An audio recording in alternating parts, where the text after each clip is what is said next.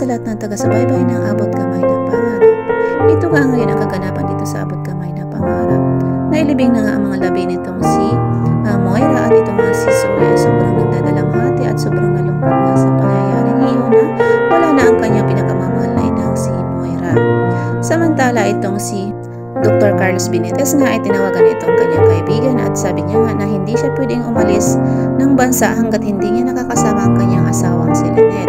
Ngunit sabi nitong kanyang kaibigan na maaaring matagalan pa kung hindi siya aalis at maaaring magkaroon pa nga ng problema dahil nga sa ito nga si Dr. Carlos Benitez ay hinahanap na nga ng mga pulis.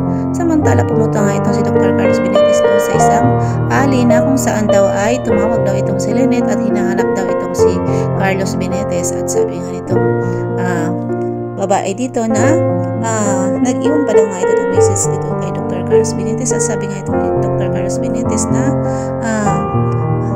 kung talaga sana nga daw kung napaaga lang yung kanyang dating ay sana nga daw ay natawagan niya ulit itong si Lynette at nakausap bago nga lang siya umalis or magpaalam or kung gusto nga sumama sa kanya itong si Lynette sa kanyang pag-alis ng bansa. Samantala ito namang si Zoe ay nakipagplastika na nga dito kila Annalyn at sabi pa nga itong si Zoe dito kay RG Tanyag na si Annalyn lang daw at itong si Dr.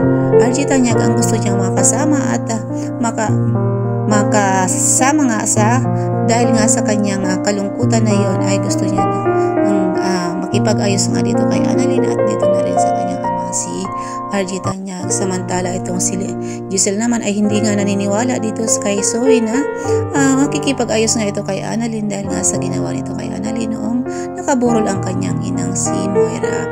At sabi pa nga nitong si Giselle na plastic lamang daw, nagdadrama lamang itong si Zoe.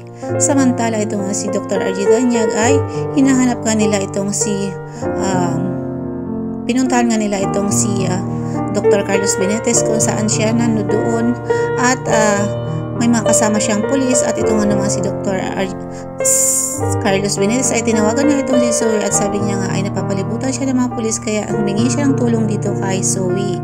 Sabi naman itong si Zoe hindi niya pwedeng tulungan itong si Dr. Carlos Benitez dahil gusto niya maging mabuti sa harapan at sa paningin itong kanyang amang si Dr. RG Tanyag at lalo na itong si Annalyn para makuha niya ang loob nito at para may paghiganti niya ang kanyang inang si Moira na hindi nalalaman itong dalawang si Annalyn at itong si Dr. RG Tanyag. So ito na naman ang masamang balak nitong si Zoe dito kila Annalyn at dito sa kanyang ama-amahang si Dr. RG Tanyag. So ito guys ang pakaabangan natin sa susunod na kabanata ng Abot Kamay na Pangarap. Maraming salamat po sa panonood at pagtutok sa aking mga video. Paki-like and subscribe na rin po ng aking channel and paki-bell all na din po ng notification bell para po updated po kayo sa lahat ng mga videos na i-upload ko pa po. Maraming salamat po and ingat po tayong lahat. God bless us all po. Bye-bye.